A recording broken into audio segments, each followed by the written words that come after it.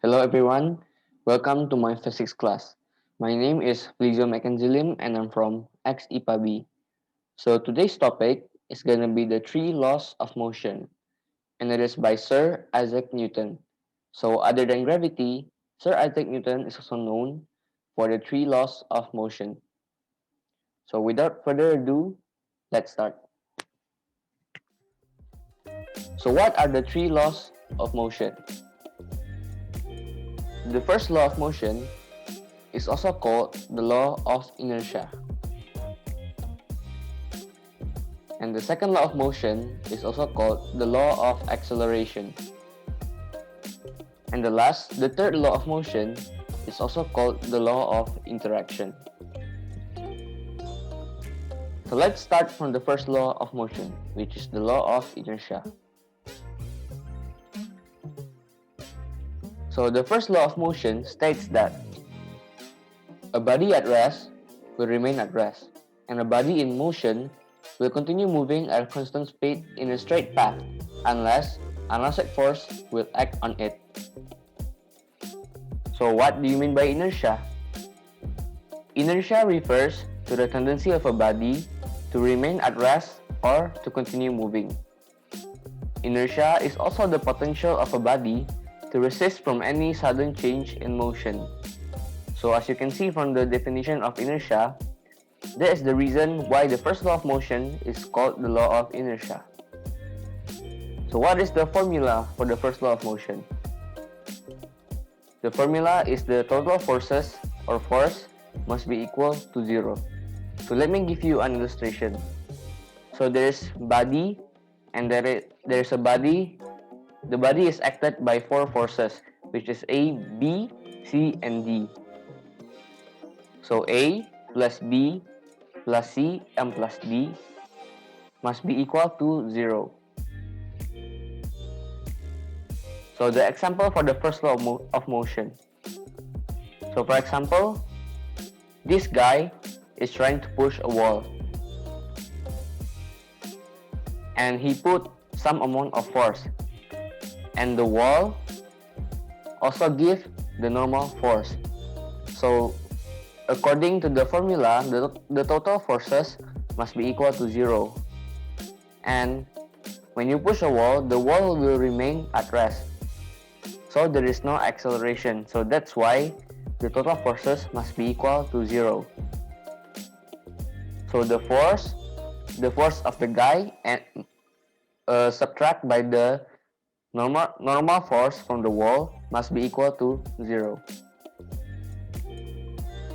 Next, we move on to the second law of motion, which is the law of acceleration.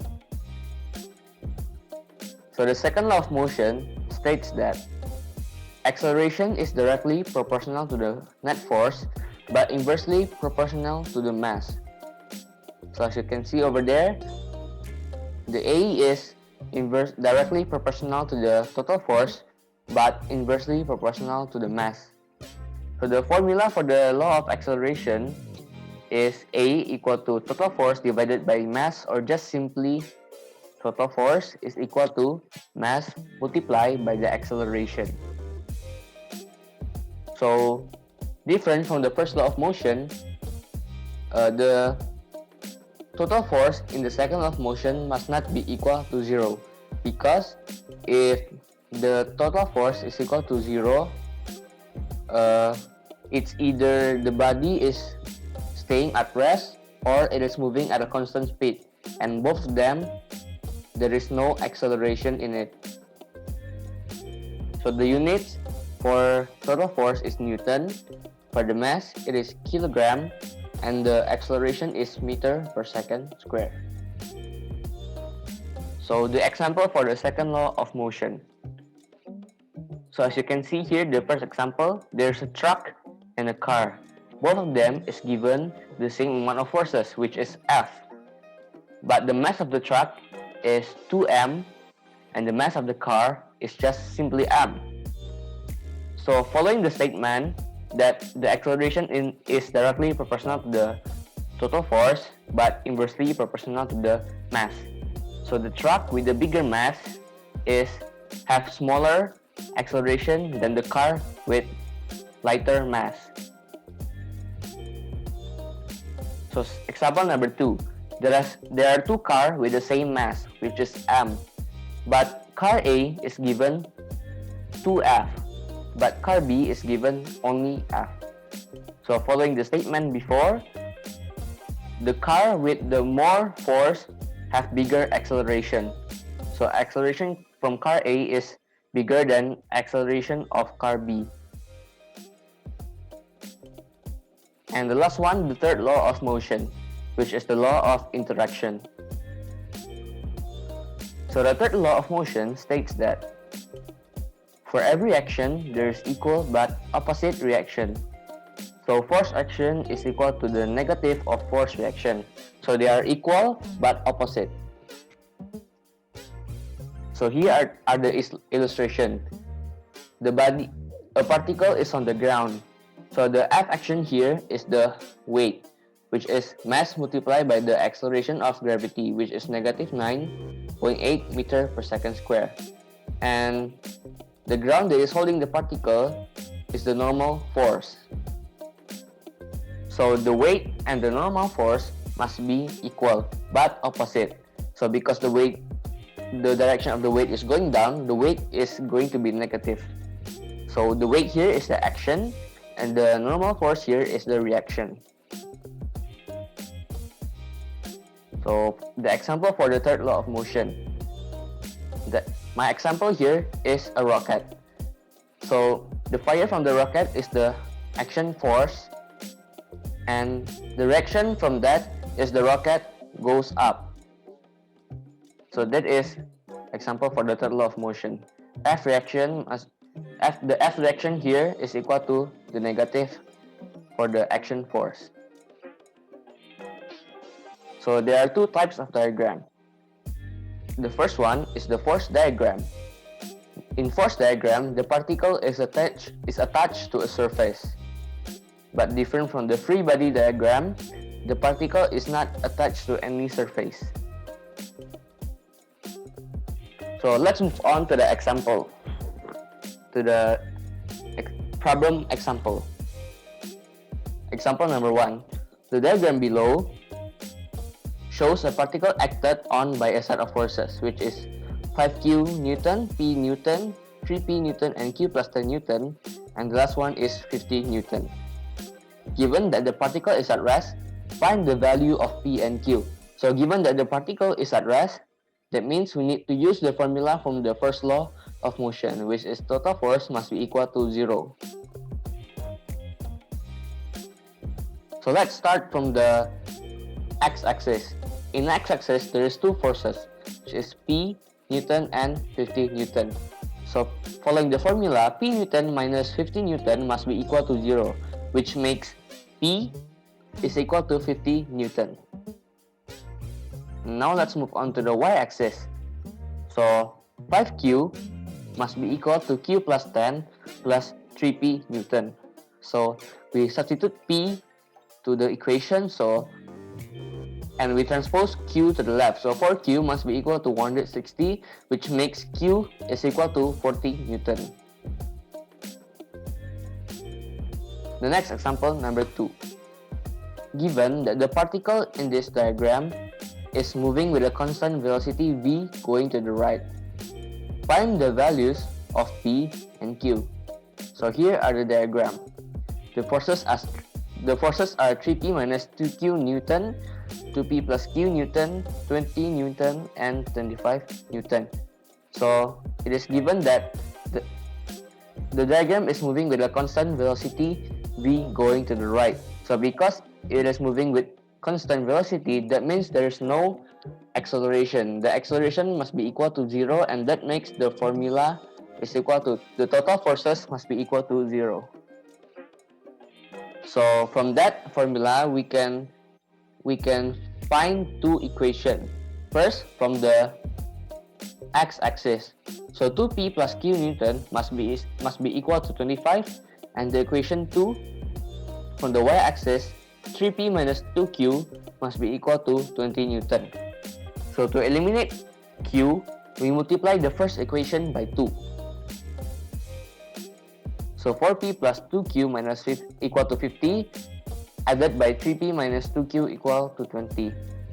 So we eliminate q, which makes 4p plus 3p equal to 7p, and 50 plus 20 equal to 70, which makes p is equal to 10. So to find q, we just simply use the first equation. We transpose 2p to the right side, which makes q is equal to 25 minus 2p, and we substitute p to the equation. So q is equal to 5. Next, the third example. So the body as shown in the figure below, which is here, is said to be accelerating at 2 meters per second square to the right. Find the magnitudes of the unknown forces x and y.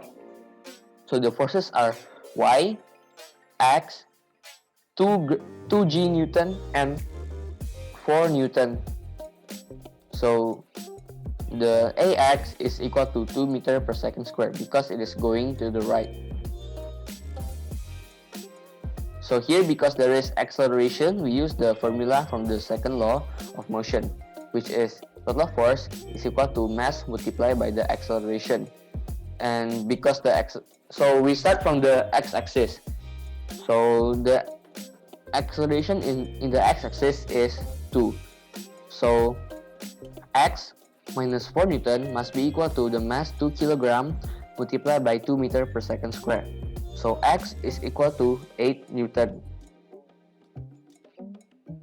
Next, we move to the y-axis. So the acceleration in the y-axis is 0. So you can just simply use the formula from the first law of motion, or you can also use the formula from the second law of motion, which the answer will be the same. So example here, I use the formula from the second law of motion. So y minus 2g is equal to 2 kg multiplied by 0 meter per second square, which makes y is equal to 2g, which is approximately 20 Newton. Let's move on to the last example. Example number 4. The body as shown in the figure below, which is here, is said to be decelerating by 2 meters per second square in the horizontal axis. Find the magnitudes of the unknown forces x and y. So the forces are 20 Newton, y, x, 4g, and 80 Newton. So the acceleration is negative 2 meters per second square because it is going to the left and it is decelerating. So here, because there is acceleration, we use the formula from the second law of motion. So starting from the x-axis, x minus 80 must be equal to 4 kg multiplied by negative 2 meters per second square. So x is equal to 72 Newton. And in the y-axis, the acceleration is also equal to 0. So just the same as before, you can use the formula from the first law of motion or just the formula from the second law of motion. So y minus 20 minus 4g must be equal to 0. So y is approximately 59 Newton. Thank you. So that's it for the 3 laws of motion. I hope you understand what I am teaching you today, and I hope it will be a helpful study for you. So once again, thank you for watching. And don't forget to give a like and subscribe.